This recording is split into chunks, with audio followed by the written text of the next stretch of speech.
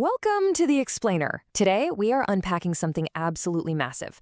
We're looking at Qualcomm's wildly ambitious master plan to pivot from being just a smartphone chipmaker to becoming an absolute titan of edge-to-cloud AI infrastructure. This isn't just a minor strategy tweak. It's a complete reimagining of the future of computing architecture and, honestly, the devices you use every single day. Okay, before we get into the weeds, I want you to keep a very specific number in the back of your mind. $35 billion. That's 35 with a B. That is their data center revenue target, and it is the entire driving force behind this corporate pivot.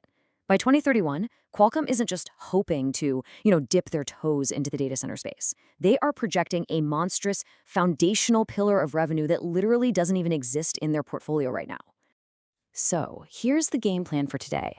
We're going to deconstruct this master plan piece by piece, starting with how they're escaping the mobile trap, moving on to their $10 billion catalyst, diving into the RISC-V rebellion, their asymmetric warfare against NVIDIA, and finally, the ultimate data center synthesis. All right, let's jump right into Section 1, Escaping the Mobile Trap. Check this out. By 2031, Qualcomm is projecting a literal flip in their business model. They expect 70% of their revenue to come from completely outside the traditional cyclical handset market. I mean, the smartphone market is great, but let's face it, it's totally saturated and heavily dependent on people upgrading their phones every couple of years. Notice how that blue handset wedge shrinks over time, while the red data center section just explodes from 0 up to 35 billion. They basically have to leverage their mobile cash cow right now to establish dominance in high-margin infrastructure.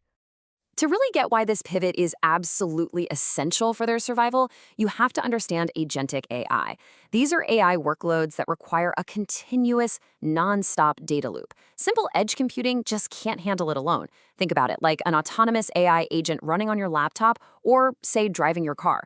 It desperately needs a constant, real-time lifeline back to massive server compute for heavy lifting and long-term memory. And right now, Qualcomm absolutely dominates the edge. Your phone, your PC, the digital chassis in your car, they own that space. But there is a glaring, massive puzzle piece missing at the top, the cloud data center. Qualcomm realizes that to truly own the AI era, they can't just be the endpoint anymore. They have to own the entire rack that connects all these devices. They need to become the nervous system. So how do they actually pull this off? Well, they're setting the stage with a highly calculated three-step playbook. We originally saw this with their Nuvia acquisition. It goes like this. Step 1, buy elite talent. Step 2, build custom architecture completely from the ground up. And Step 3, deploy it to achieve total dominance in performance per watt. It is a methodical, relentless march to the top. Which brings us to Section 2, the $10 billion catalyst. I love this quote because it hits the nail right on the head. It reveals exactly what Qualcomm is up to. They aren't just out here buying intellectual property or some one-off chip component. No, they are buying the absolute scarcity of elite human genius.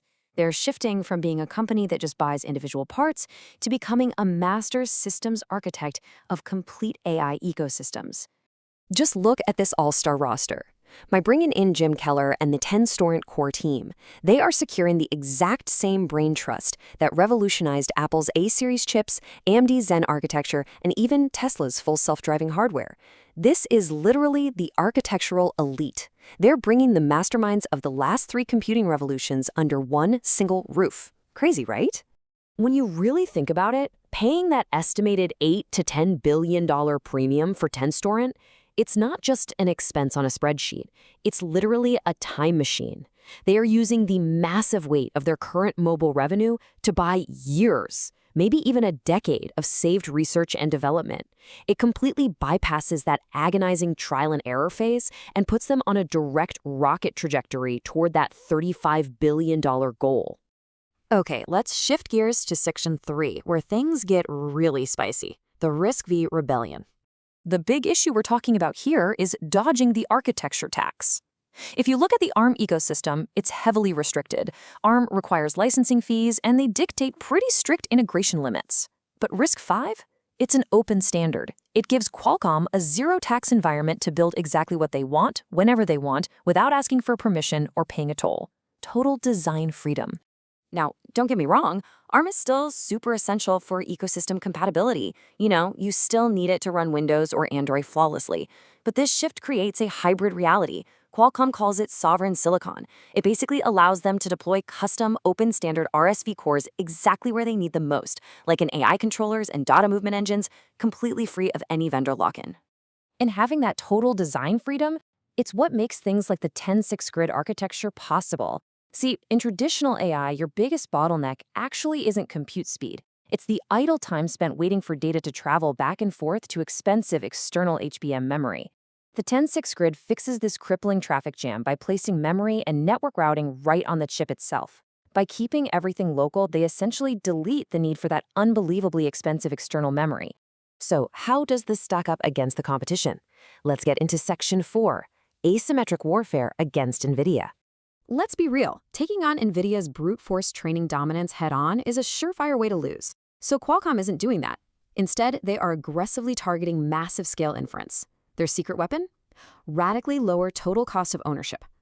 While NVIDIA is out there pushing incredibly expensive memory and massive cloud training, Qualcomm is leaning super hard into low-cost, mobile-style memory, insane energy efficiency, and on-premise AI. This is where the asymmetric warfare really shines. Qualcomm is actively bypassing that heavily fortified, red-hot center of cloud pre-training. Instead, they are setting up camp all around the perimeter. They're completely surrounding NVIDIA at the massive, frankly kind of unsexy, enterprise edge. We're talking on-premise AI servers, sovereign computing, and automotive robotics. They are winning the edge to slowly choke off the center. But, and this is a huge but, having superior hardware doesn't mean a thing if developers are locked into NVIDIA's proprietary CUDA software. It's an incredibly deep software moat, and developers have a decade of muscle memory built around it. To break that habit, Qualcomm has to provide an overwhelming economic mandate. They have to make their chips so cheap to run and so ridiculously power efficient that the financial incentive to ditch NVIDIA becomes quite literally impossible for businesses to ignore. All right, let's bring it all together in Section 5, the data center synthesis. Look at how these puzzle pieces just snap together. It's almost beautiful. You've got Nuvia providing the main Orion CPU for general compute. You've got Ventana supplying the RISC-V control cores. You have Tenstorrent bringing the heat with massive AI inference accelerators. And then AlphaWave is there stitching the whole thing together with ultra-fast interconnects. They are building a unified, custom AI server platform out of literally the best specialized silicon on the planet. If there's one single thing you take away from this explainer, let it be this. Qualcomm is just repeating their own history. Just like they once integrated modems, GPUs, and CPUs into a single hyper-efficient mobile Snapdragon chip, they are running the exact same low-power integration playbook right now. Except this time, they are doing it at the colossal scale of an entire data center rack. It's the classic mobile efficiency mindset, just scaled up for the AI era. They're calling this Project Dragonfly internally, and the timeline is aggressive. Starting with the initial AI 200 server rack launch in 2026, they plan to iterate rapidly into near-memory architecture by 2027. By 2028, they hit full integration, setting a direct, incredibly fast pace all the way to that massive $35 billion endgame in 2031. At the end of the day, though, it's all going to come down to execution. If they can successfully navigate the internal turf wars between the ARM and RISC-V camps and actually unite these elite architectures under one cohesive roof, well, we have to ask the multi-billion-dollar question. Will this brilliantly orchestrated master plan be the strategic slingshot that finally breaks NVIDIA's iron grip on the future of AI? It's going to be a fascinating architectural chess match, and we are going to be watching every single move. Thanks so much for joining me on this explainer, and keep learning.